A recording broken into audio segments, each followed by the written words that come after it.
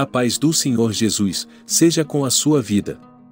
Esta é a primeira lição da Escola Bíblica Dominical, terceiro trimestre de 2023, classe dos adultos. O tema de nossa aula é o seguinte: a Igreja diante do Espírito da Babilônia. Texto áureo. E, na sua testa, estava escrito o nome, Mistério, a Grande Babilônia, a mãe das prostituições e abominações da terra. Livro de Apocalipse, capítulo 17, versículo 5. Verdade prática. A Igreja deve resistir ao espírito da Babilônia, presente no cenário atual. Isso deve ser feito por meio do compromisso inegociável com a autoridade da Palavra de Deus. Leitura bíblica em classe, livro de Apocalipse, capítulo 17, do versículo 1 ao 6. Vamos ler. E veio um dos 7 anjos que tinham as 7 taças, e falou comigo, dizendo-me: Vem, mostrar-te-ei a condenação da grande prostituta, que está assentada sobre muitas águas, com a qual se prostituíram os reis da terra, e os que habitam na terra, se embebedaram com o vinho da sua prostituição.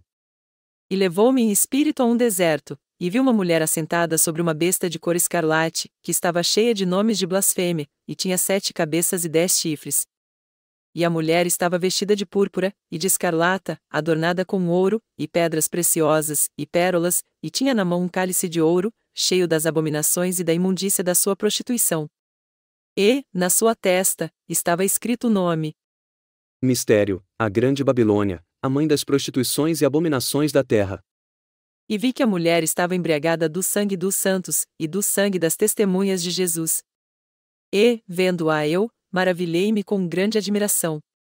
Introdução. O Apocalipse é a revelação de Jesus Cristo, cujo propósito é mostrar as coisas que brevemente devem acontecer. Por ser de natureza escatológica, o livro não é de fácil interpretação. Por isso, convém esclarecer que nesta lição não se pretende identificar a Babilônia literal, nem listar os eventos da grande tribulação. Nosso objetivo é alertar a Igreja acerca dos aspectos gerais do espírito da Babilônia, presente no cenário global em que vivemos. Ponto 1. Babilônia e seus significados. Subponto 1. A grande prostituta. A personagem é apresentada como a grande meretriz, com a qual os reis da terra se prostituíram. No texto bíblico, destacam-se 3 termos gregos: porne, ou seja, prostituta; porneo, ou seja, prostituir-se; e porneia, ou seja, prostituição. Na mensagem dos profetas do Antigo Testamento, essas expressões apontam para a idolatria, isto é, a prostituição espiritual. Em Apocalipse, as muitas águas onde a prostituta se assenta, simboliza multidões seduzidas pela idolatria, paganismo, e sua oposição à fé cristã. Assim, a prostituta é identificada como uma das facetas da imoralidade e do falso sistema religioso, representado pelo espírito da Babilônia. Subponto 2. A mulher e a besta escarlata. A mulher montada sobre a besta é a descrição da grande prostituta.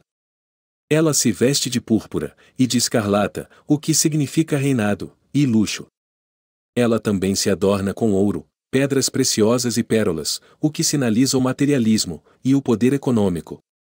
O cálice em sua mão diz respeito às abominações e às imundícias da sua prostituição, o que representa toda a forma obscena e impura de contaminação moral e espiritual da sociedade.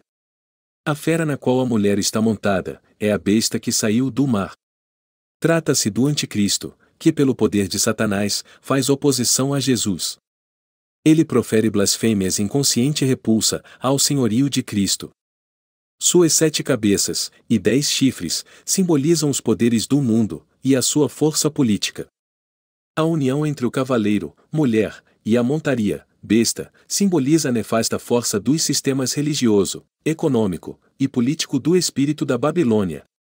Subponto 3. Mistério, a Grande Babilônia.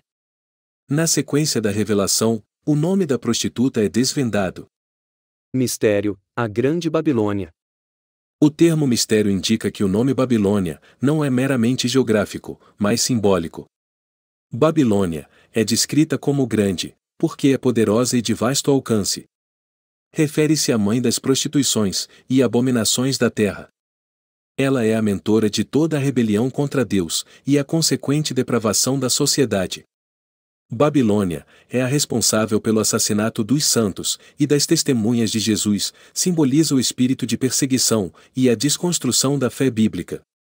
Não se trata apenas de uma cultura sem Deus, mas de uma cultura contra Deus. Assim, o espírito da Babilônia é um sistema global deliberadamente anticristão. Ponto 2. O espírito da Babilônia. Sub-ponto 1. No sistema religioso.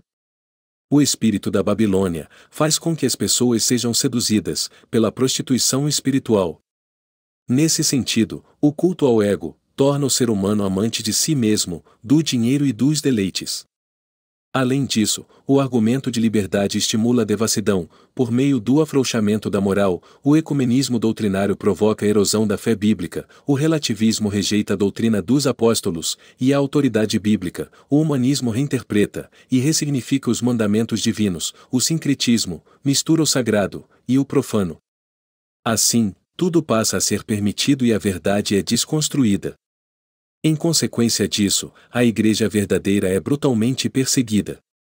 Sub-ponto 2. No sistema político e cultural. O espírito da Babilônia exerce forte influência na política e na cultura. Pautas progressistas de inversão de valores são impostas em afronta à cultura cristã, tais como apologia ao aborto, ideologia de gênero, legalização das drogas e da prostituição. Logo, o patrulhamento ideológico estigmatiza, como fundamentalista quem ousa discordar dessas pautas, a censura contra quem defende os valores bíblicos, a grande mídia, as artes, a literatura e a educação promovem o doutrinamento, contrário à fé cristã. Coagida pelo politicamente correto, a sociedade assimila e defende a nova cultura. Nesse contexto, cristãos são perseguidos e julgados. Sub-ponto 3. No sistema econômico.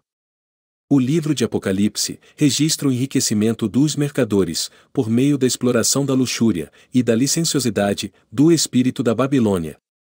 Ele mostra como o comércio e o governo subornam os cidadãos, por avareza, dinheiro e poder, as pessoas são motivadas a levar vantagem financeira, ilícita e imoral em prejuízo do próximo, a sociedade é extorquida, em troca da satisfação dos prazeres pecaminosos e consumismo desenfreado. Nesse sentido, o materialismo, os deleites e a autossuficiência conduzem o ser humano a confiar no dinheiro, e os que controlam a economia impõem embargos, tributos e multas em desfavor do cidadão impotente. Ponto 3. A posição da Igreja diante do espírito da Babilônia. Sub-ponto 1. Não negociar a ortodoxia bíblica. A palavra ortodoxia vem do grego, ortos, que significa correto, e da expressão doxa, do verbo dokel, com o sentido de crer.